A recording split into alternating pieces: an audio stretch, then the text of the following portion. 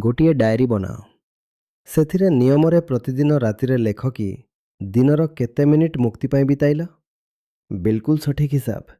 आउ सेथिरे लेख जे केते काम थिला जहा तुमको करिबा कथा नथिला किंतु प्रकृति करई देला ईमानदारी सहित। एही सबु हिसाबर कामगुड़िकर विवरणी लेख। सर्वप्रथमे लेख मुक्ति पाई केते समय देला। तापर लेख जे केते काम थिला जहा हेबा कथा नुहे किंतु देह करई नेला, प्रकृति करई नेला, मस्तिष्क करई नेला, हॉर्मोन्स करई नेले। ए हिसाब प्रति सप्ताहरे एमिति काहाकु देखाओ जाहाकु देखाइबारे विपद अछि। ए जहा लेखिछ एहाकु सप्ताह सप्ताहरे नियमबद्ध भावे एमिति काहाकु देखाओ जाहाकु देखाइबारे विपद थाए। नंबर 2 निज मासिक खर्चरु कुह जे निज मुक्ति उपरे केते खर्च करिला। मासारे जेते भी खर्च कल सेथरु पेट पाई केते कल, चमड़ा पाई केते कल, गर्भ पाई केते कल, मोह पाई केते कल, काम बासना पाई केते कल। आउ एसबु करिबा परे मुक्ति पाई किछि बोलिला खर्च करिबा को। समय को देखिल, धन देखिल, एबे निजर उपस्थिति को देख। मासो सारारे तुमर जेउठी भी उपस्थिति रहिला तुम उपस्थितिर केते प्रतिशत मुक्ति पाई थिला।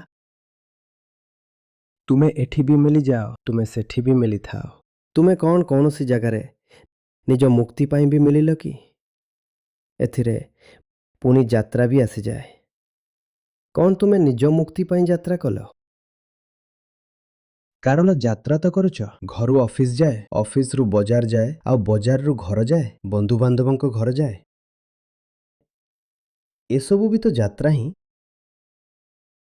तो यात्रा गुड़िक मध्यरे मुक्ति पाई क्यों यात्रा कल। प्रत्येक सप्ताह निज पाई कौनसी ग्रंथर किछि अध्याय निर्धारित कर आउ डायरी रे ईमानदारी सह लेख कि जेतिकी निर्धारित करथिल सेतिकी पढ़िल कि नहीं। जहा पढ़िबो तार नोट्स सेई डायरी रे बनाओ। प्रति मासरे खाइबार कौनसी गोटिए जिनिस त्याग करिबार अछि आउ कौनसी गोटिए जिनिस भोजन रे शामिल करिबार अछि। वर्ष शेष रे 12टी जिनिस छाड़ी देबार अछि आउ 12टी नुआ जिनिस शामिल करि नेबार अछि। जिनिस खाइबा जगारे पीबार भी होई पारे, खास करी छाड़ीबा दिगरे। एथिरे गोटे हिंट लेख छाड़ीबा केवल सही जिनिस गुड़िक नुहे जहा तुमको क्षति पहुंचाए। छाड़ीबा सही जिनिस गुड़िक जहा पशुमानंकु क्षति पहुंचाए। प्रतिदिन दुनिया विषय रे कौनसी भी क्षेत्ररु इतिहास, विज्ञान, भूगोल, राजनीति, धर्म, समाजशास्त्र, खगोलशास्त्र, पुरातत्वशास्त्र कौनसी भी दिगरु कौनसी गोटिए ज्ञानर कथा नुआ खोजी जानिबार अछि।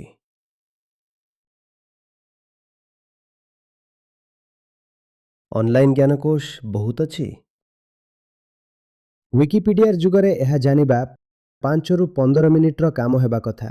बास गोटिए कौनसी नुआ कथा प्रतिदिन जानिबार अछि।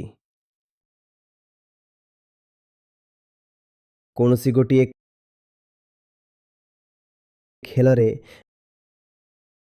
वर्ष सरीबा आगरु एतिकी योग्यता हासिल करनेबार अछि जे ताकू सम्मानर सह काहा सहित भी खेली पारिबो। शारीरिक खेल कथा कहूची। कौनसी एक कला विकसित करंतु। जदि से कला संगीत किंबा कौनसी वाद्ययंत्र सहित संबंधित तेबे सबुठु भल। परिवेश एवं पशु मानक प्रति सचेतनता बढ़ाइबा पाई कौनसी एक सार्थक अभियानर अंश होंतु। जदि आपनक पाखरे धनर କୌଣସି ଅଭାବ ନାହିଁ, ତେବେ କୌଣସି ଗରିବ ପିଲାର ଭରଣପୋଷଣ ଏବଂ ଶିକ୍ଷାର ଦାୟିତ୍ୱ ନିଜ ଉପରକୁ ନିଅନ୍ତୁ। ଆଉ ଏ ଯେଉଁ ଶେଷ ବିନ୍ଦୁ ଅଛି, ଏହାର ଅର୍ଥ ଏହା ନୁହେଁ ଯେ କେଉଁଠି ପଇସା ଦେଇ ଆସିଲେ। ଏହାର ଅର୍ଥ ହେଲା ଯେ ଆପଣଙ୍କୁ ତାର ଅଭିଭାବକ ଭଳି ଏହା ସୁନିଶ୍ଚିତ କରିବାକୁ ହେବ ଯେ ସେହି ପିଲାର ବିକାଶ ହେଉଛି। ହେଲେ ଆଜିକାଲି ବହୁତ ପ୍ରକାର ଯୋଜନା ଚାଲୁଛି ଯେ ଏକାଥରେ ଏତିକି ପଇସା ଦେଇଦିଅ। କୌଣସି ସଂସ୍ଥାକୁ, କୌଣସି NGO ଅଛି, ଆଉ ସେ ଆପଣଙ୍କୁ ଦେଇଥିବା ପଇସାରୁ କୌଣସି ପିଲାକୁ ଖାଇବା ପିଇବା ଦେବ ଆଉ ତାକୁ ପାଠ ପଢ଼େଇବ। ମୁଁ ତା କଥା କହୁନାହିଁ।